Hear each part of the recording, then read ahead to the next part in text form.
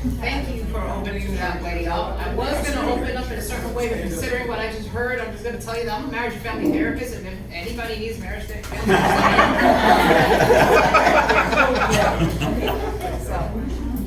So I'm Dr. Grace Horner. I'm running for position 5 on CFISD board trustee. And yes, Natalie will say it all. So that being said, I'll just tell you a little bit about myself. I'm a devoted wife to my husband Tim, and we have 6 children. All 6 of them have been part of CFISD. 2 of our children are special needs. 2 oldest have recently graduated from CFIR. The younger of those older 2 just graduated from Bridgeland. So Todd, if you want to talk to me, go ahead. She is actually getting ready to go off to boot camp for U.S. Navy. So that's obviously.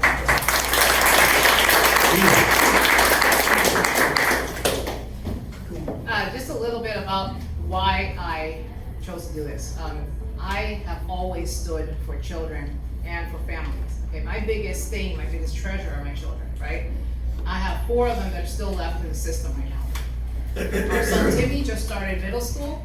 I have Abby, Gabby, and Kimberly that are still in Pope Elementary, and Abby is currently in life skills. Okay, so the whole aspect of special needs is obviously a big ticket. It's something that we need to work on, and I'd be more than happy to work on with the board collaboratively. My background consists of a variety of things, to say the least.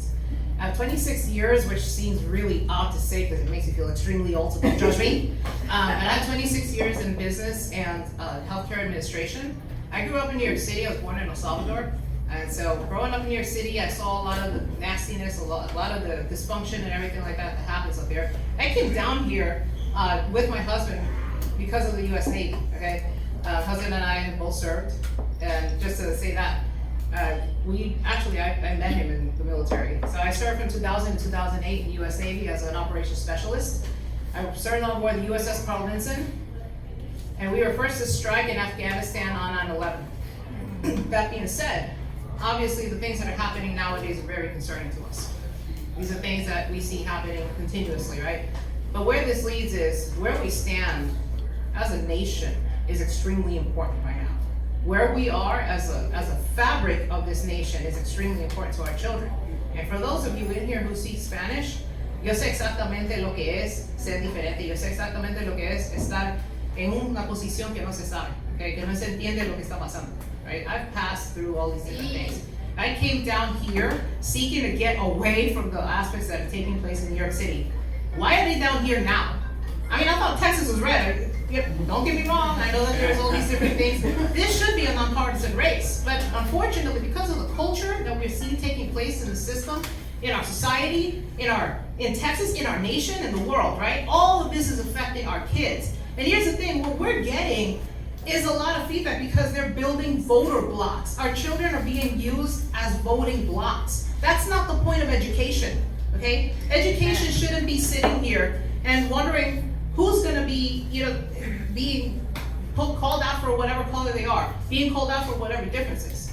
That's one of the things that growing up in New York City, I did face. I did see that discrimination, but it wasn't coming from the schools. I wasn't shoved down my throat. It wasn't, oh yeah, you're this and that and you're different. No, we were celebrated because of our differences, right? So to see all these different changes and all these different things, I'm sorry, I'm a conservative, and that's exactly where I'm going to stand. Why am I conservative? Because I fought for the rights of this country, okay? My husband and I sat there and sacrificed for our rights, and now my child is going into that battlefield. And we have skin in this race. There are absolutely no reasons why people should be pushing any of this discord within the public school system. No reason. What we need to look at right now is action changes everything. Remember that, okay? Action changes everything. We need to stand up for the rights of our children as advocates, okay? We show of hands. How many of you have children? Okay. For those of you that didn't raise your hand, how many of you care about kids? It should be everybody. It should be everybody in here. Right. The idea here, okay, is that we're here for a common reason. We're here for a reason, and it's the kids, okay? My background, right, in education, I'll just give you a quick little rundown on that. I have a PhD in Christian counseling. I have a doctorates, honorary doctorates in divinity and sacred music. I earned my master's in marriage and family therapy through Abilene Christian University, so go Wildcats. I know I'm kind of oddball out here. And then I have a bachelor's in healthcare administration, and I also earned a technical degree for ultrasound, diagnostic medical tomography. And my specialty was high-risk OB/GYN. During that time that I was working in obstetrics, the only reason why I got out of this, which I absolutely love obstetrics, the only reason why I got out is because I saw what was taking place with abortions. Abortions are a big thing, okay? And they're money makers. They're killing babies, innocent babies, and all these things. Why I'm bringing this up right now is because you need to understand what is happening within the school systems. You need to understand that a lot of this is taking root in our schools, and if you don't understand that that's taking place, open your eyes, please. And I know that a lot of you can't see that. So as a psychologist, some of the things that we see, my husband and I, are small business owners. In the last 5 years, we've been sitting here striving to make the best of our practice, to make the best of the people that we work with, to get involved in our community, whether it be through the PTO, booster clubs, whether it be through community activism, whatever all these different things that we get involved in, is because we have a core belief that our Savior, our God, intended us to fight for the rights of our children and those who are innocent, okay? This is where we stand. As a chaplain, that is absolutely something that I advocate. But I do not judge others. I do not sit here and call somebody else out for their differences. No, I call them in and invite them in, okay? So one of the things that needs to take place is communication back and forth. Now I know, Don, you can probably answer this a lot better, but I know that a lot of folks in here do attend board meetings and do present themselves. You're only given 2 minutes. That needs to change. There needs to be a little bit more. And I'm not saying that, 2 minutes, should go over here and there. What I'm saying is that there needs to be a back and forth communication. See, as a psychologist, I can bring that, okay? I know exactly what it is to listen to people and to communicate exactly what it is that they need. Their needs and wants are important.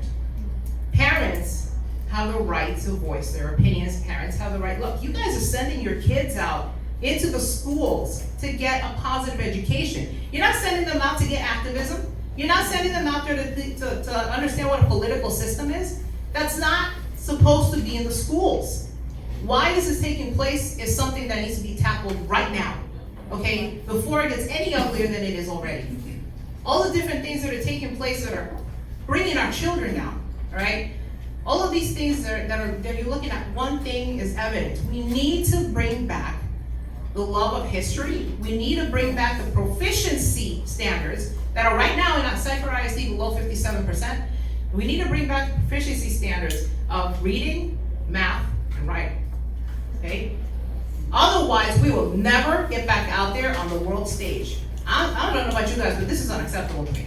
We do not stand at number 48, 49, whatever we're at in the global market right now.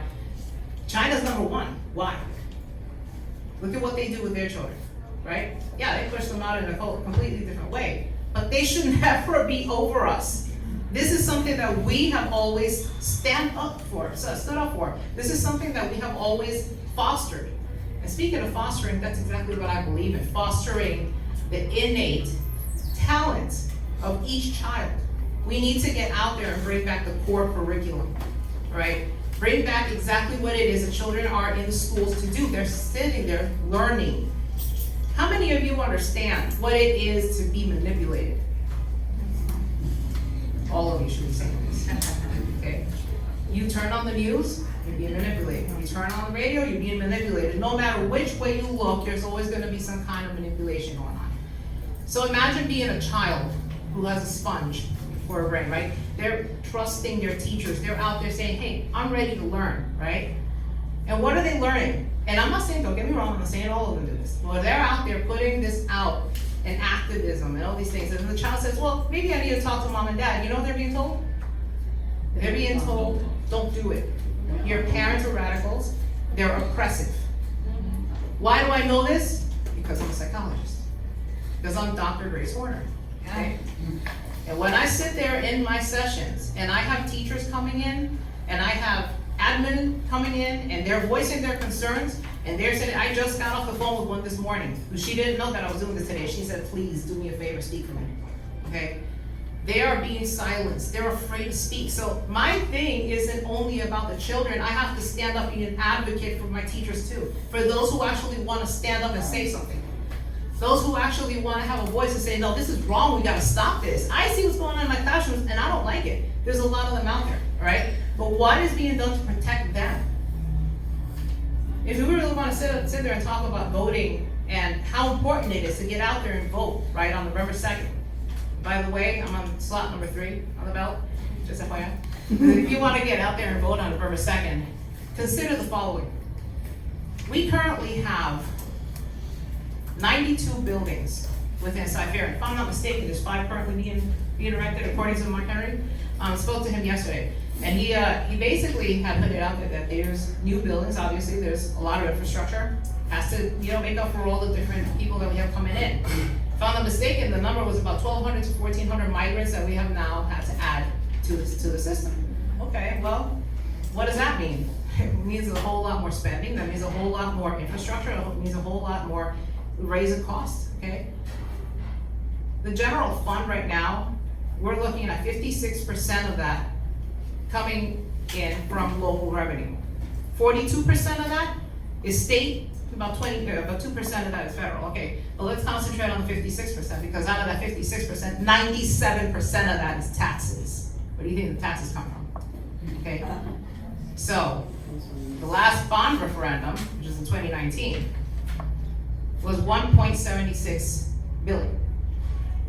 Out of that, most of that was used for bringing, if I'm not mistaken, for fixing up all the old buildings, bringing up new things, all these different renovations, right, taking place.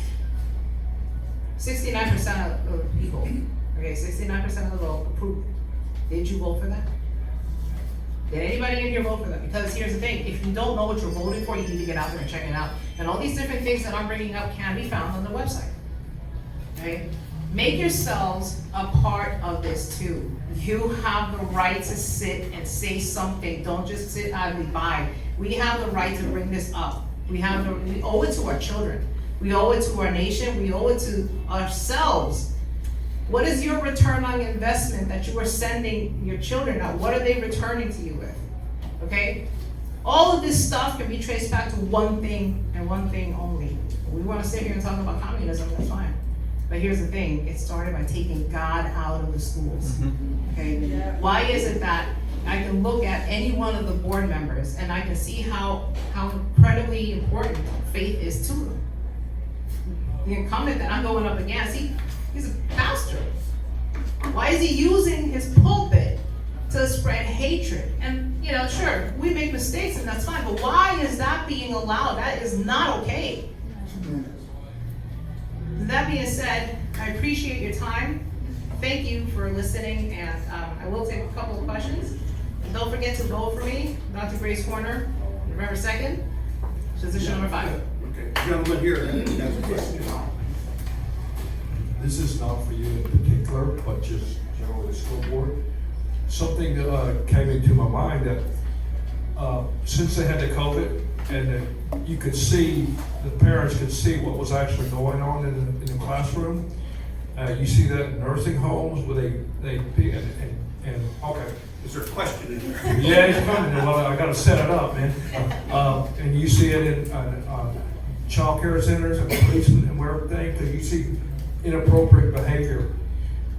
I would like a comment on whether you think it's been to have a cam in all the classrooms and all because a lot of teachers are imposing their values and they're imposing the values of their supervisors, which control them. Okay, so I'm glad that you asked that actually. So last year we were looking at COVID, so I'm gonna say the year before that, I was HRC, which is homeroom coordinator for the life skills class at Pope Elementary.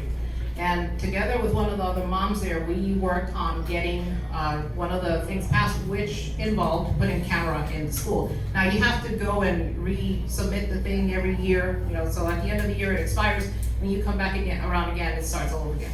So that for special needs, absolutely it was important because especially like children like mine who are nonverbal, I am their voice no matter what, right? So I have to make sure that things are going on that should be appropriate.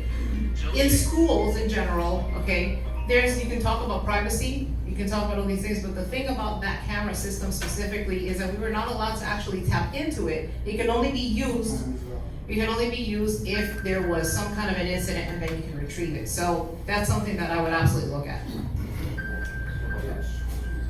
Okay, George, who's our next speaker? Thank you. Thank you very much. Next one.